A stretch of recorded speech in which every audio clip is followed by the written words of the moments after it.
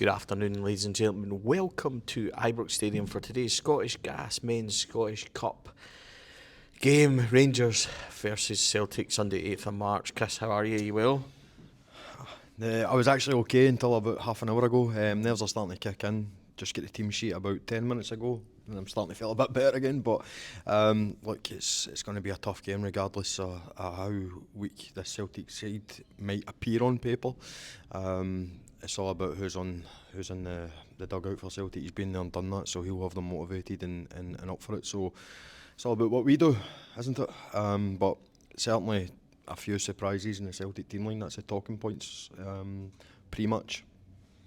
Yeah, I would think so, but there's two huge changes for Rangers as well as we go through this Rangers side. It is Jack Butland who captains the side. There is no James Tavernier and no John Souttar. Both are on the bench. In for Rangers are Andreas Skov-Olsen, Yusuf Chermiti, Mohamed Diamande, Ryan Nadiri, Dujon Sterling, Nasser Giga, two Romans, Emmanuel Fernandez, Nico Raskin and Mikey Moore. So your two big changes. Your back four will be Sterling at right back. It will be Nasser Giga and Manuel Fernandez, with two Romans on the left. In the middle is Nico Raskin, partnered today by Mohamed Diamande. Toshi Chugwani drops out on the left, Mikey Moore on the right, Skov-Olsen in the dynamic duo up front. We hope of Yusuf Chermiti and Ryan Nadiri. John Souttar was the biggest question mark amongst the fans during the week. Chugwani and Diamande, I think there was a bit of, well, it could go one way or the other. Diamande's either perfect or he's not in games like this. We need to hope he's perfect. But the big decision, John Souttar is out of that team. Just touching on Deal very quickly, I get your point. He's either perfect or he isn't in games like this, but he's more perfect than he isn't when it comes to against Celtic. I think his best games have definitely been against Celtic, so absolutely understand the reasoning behind bringing him in. You spoke about it on the pod midweek. Sometimes, certainly last week, we need a bit of power off the bench, after an hour. And I think Chugwani, he's got that. I don't think he's quite get the 90 intense minutes in him, so that's an option from the bench. So happy with that. The big call, Stephen, is Souttar for Jigger. Now, Souttar, he should be dropped. He's not had the best of times over the last couple of games.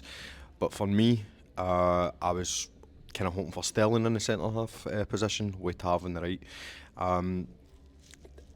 It's a big goal, Stephen. It's a big goal. It's Giga's nerves that worry me, Chris. Exactly.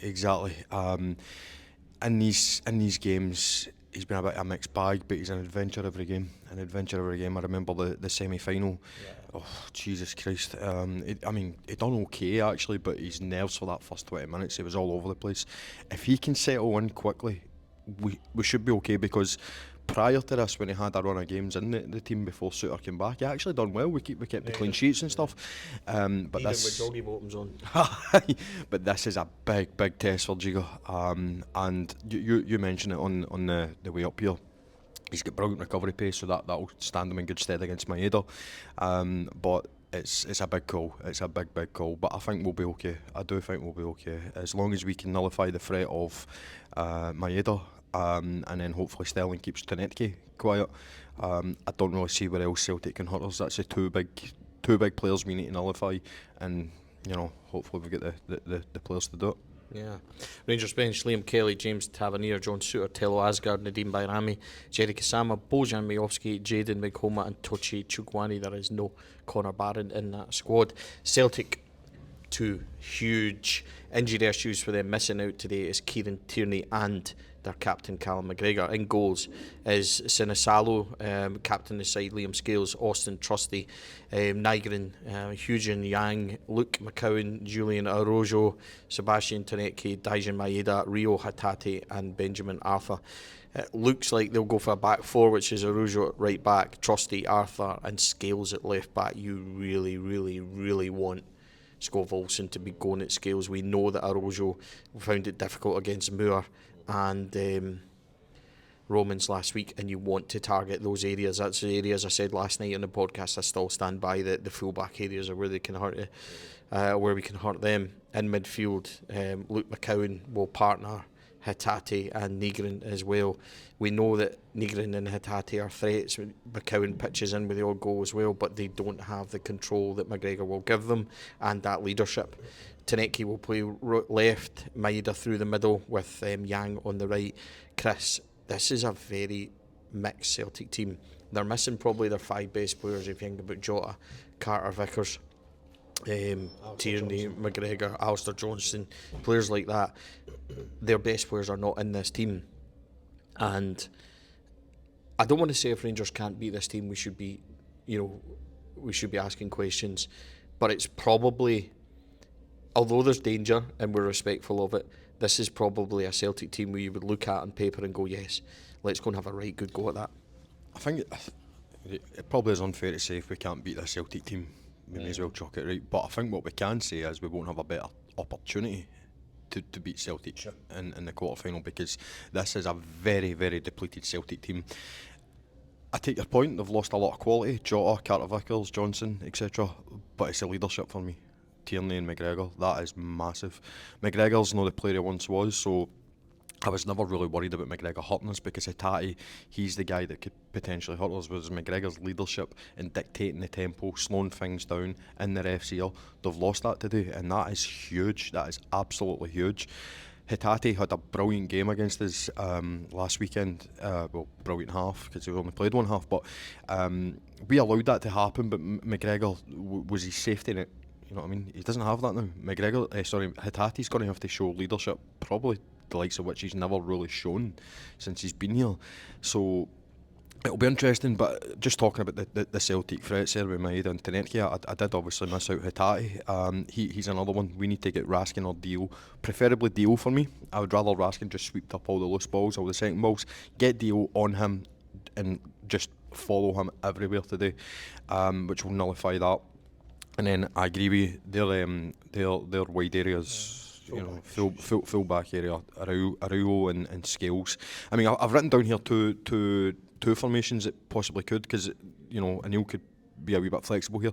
He could go Trusty, Arthur, Scales, and then wing backs Araujo and Yang or Taneki. I wouldn't be surprised to see that at some point, but I think they will start with a 4, and I'm with you, Stevie. Target the wide areas.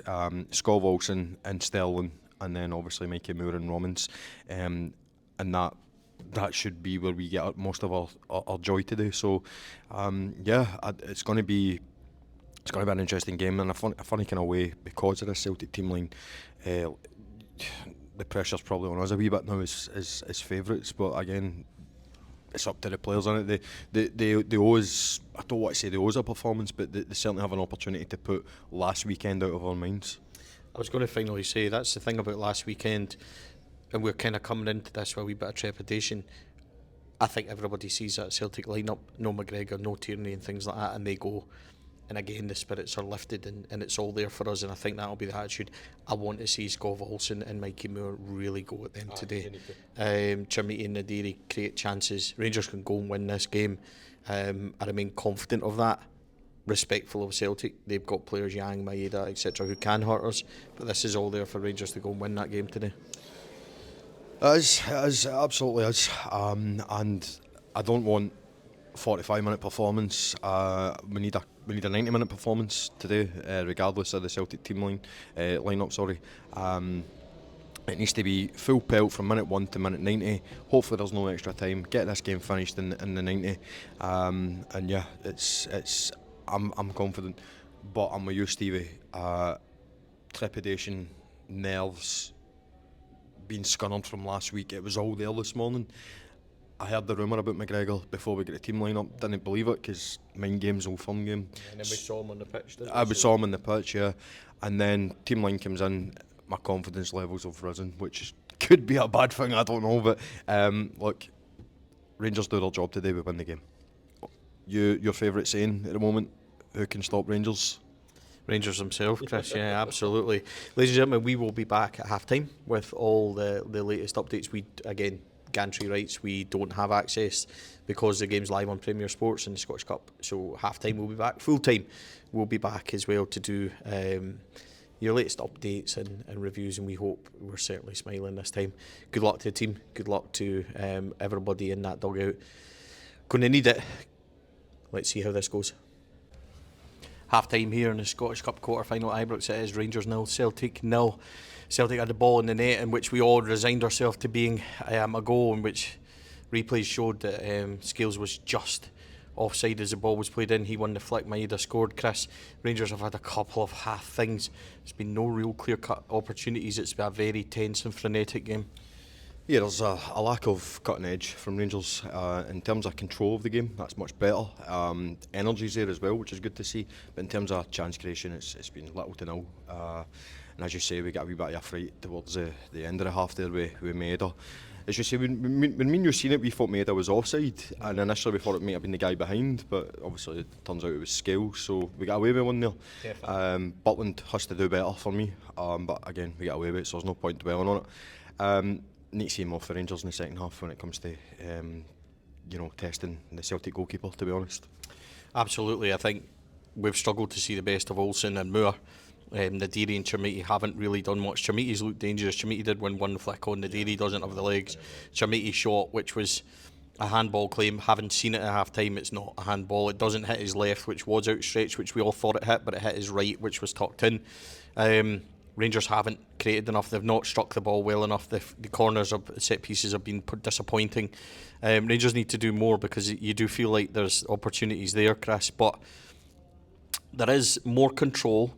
I think it's a case of they knew that they'd done their pan in last week, and they are a bit more reserved, especially like to Romans and stuff. He seems to be a bit more controlled and disciplined in his performance, but we want to see more from the forwards. I think that's the really big thing.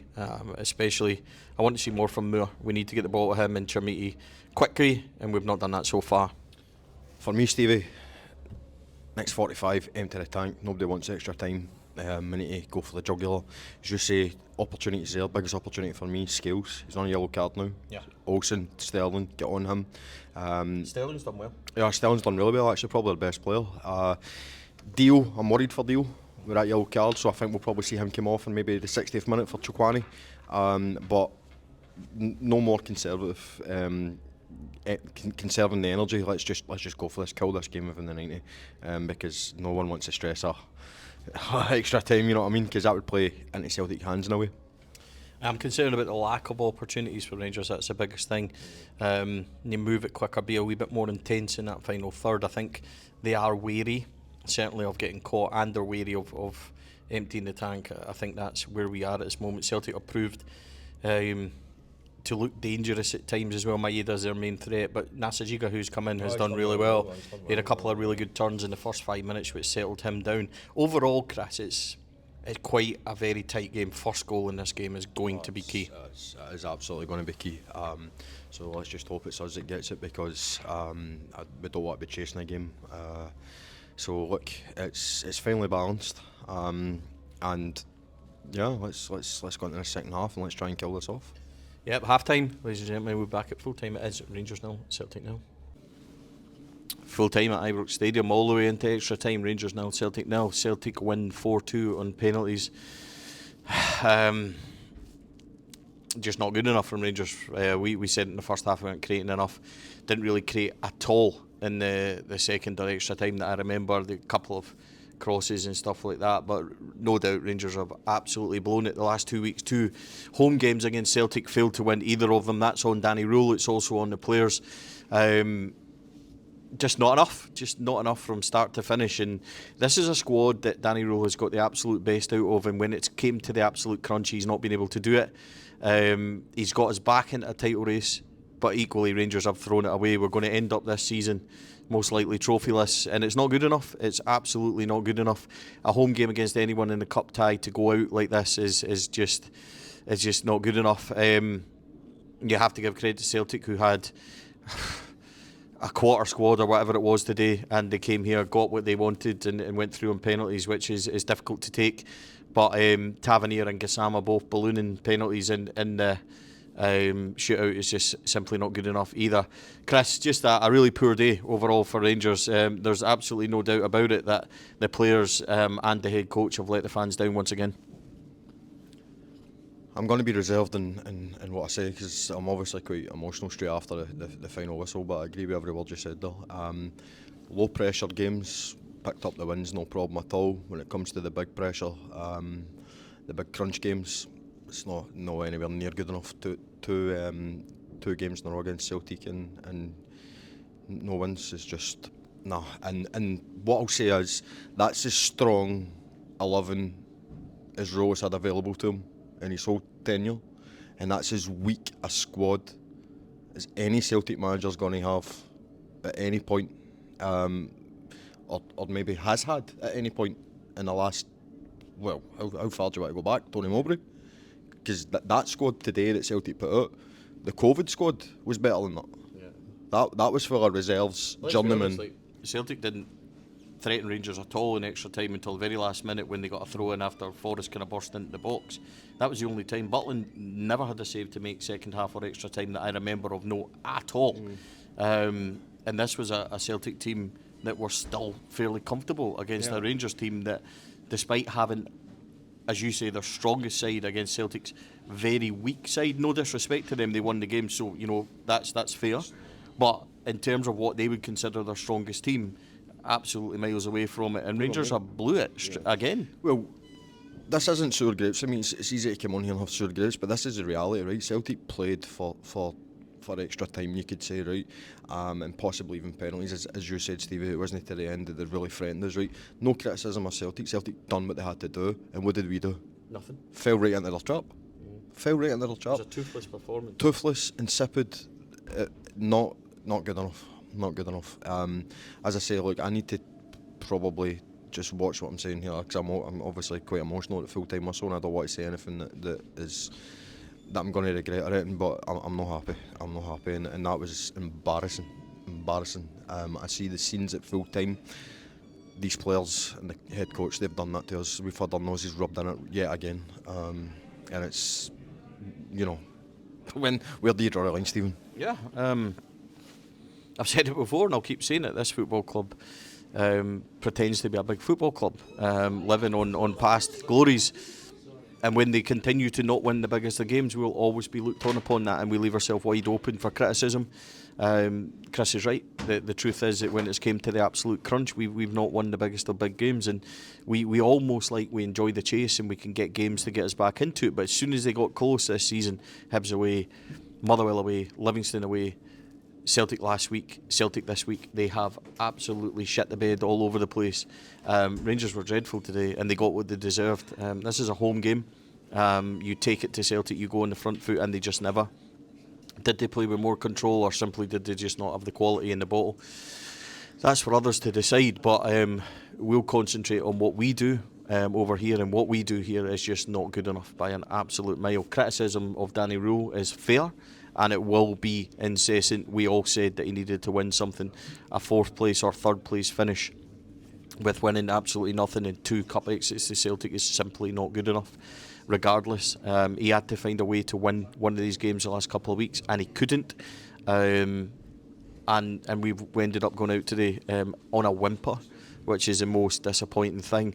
Rule will get criticism. There'll be people who are done with him already, and the pressure will be on, and that's on him, because he had the opportunity today to go and put down a marker, and last week, and they failed to do it. The players will have to take the brunt of it. Absolutely they will, because at vital times yet again they have let us down, and you question the mentality just like I did last week. We'll question it again this week. Bottom line, Chris, it's not good enough, and Rangers can go on about being a big team and being this and being that, but see, while they continue to fall away every single time it comes to the crunch, we're just going to be looked at a team of bottlers, and they are going to question the mentality, because this is it. Because when it comes to the crunch, that's it done. And you know what, pessimistically, the whole season's just disappeared in the last few weeks in an absolute whimper. 6 behind Hearts, who are flying, behind Celtic again, who will now again be flying, going for a double. And what do? We just give them it. Honestly, it's same old, exactly. The narrative has been, look, we were well. It's not the narrative from the fans, that's the narrative from the manager. Some of the players are even buying it. Look, we were well. I totally understand that. We were far behind. We got within 2 wins, Motherwell and Hearts, of top of the league. We were in the last 8 of the Scottish Cup, and now we're looking down in barrel at 3rd, 4th place and not having a trophy this season. Low pressure games is no problem in this Rangers team. The high pressure games, this is a mentality issue. Do I believe it's an issue with ability? I actually don't. Believe it or not, I actually don't. I think we've got some good players. It's a mentality issue that is just right through our whole squad, right through our whole club. Right through our whole club, and it needs to improve. How does it improve? I don't know, but this is as low as I've been as a Rangers fan in the last decade. Because that today was just embarrassing. It was just embarrassing. But I can't really add any more to it. I would disagree on the quality thing. I think this squad is miles short. I said it a wee back in October, November that one or two, yeah. But I mean, we bigged up a lot of these players who simply are miles away from being the standards we have. Some of them at times really let you down, and they've done it again today. Again, Celtic, you give them credit for winning the game. Unfortunately, you have to, and you're big enough to do that. I don't think they troubled Jack Butland at all in this game. And they were unlucky with one that was offside. We scored in extra time and it was rightly chopped off for a handball, but I just think it's just a toothless, insipid performance that lacks so much. The passion, the drive, the pressure, it had none of it. And the two up front offered very little. Wide men offered absolutely nothing at all. And we go on and we sing players' names as if they're absolute champions here, and the bottom line is they deliver sweet fuck all. And that has been the story of too long. And until they fix that, questions will remain. We will cover this in full this week. As depressing as it is, we have to go on with it. Chris, thanks for your time. Thanks. I'd like to say I enjoyed myself today, but I didn't enjoy the game at all for obvious reasons, and I didn't enjoy the result. Listen, I'm glad that I don't have to discuss this again until Wednesday. But like every other Rangers fan up and down the country, I'm going to have to go into work tomorrow and face the music once again, and that's on the players, that's on the head coach, and simply I've had enough of it. It's been too long. Indeed, Rangers 0, Celtic 0. Celtic win and go through to semi-finals 4-2 on aggregate. Rangers once again let the fans down, and Andrew Kavanagh, watching on for a massive investment, must be questioning exactly what he's paid for, because quite simply they're not delivering. Bye for now.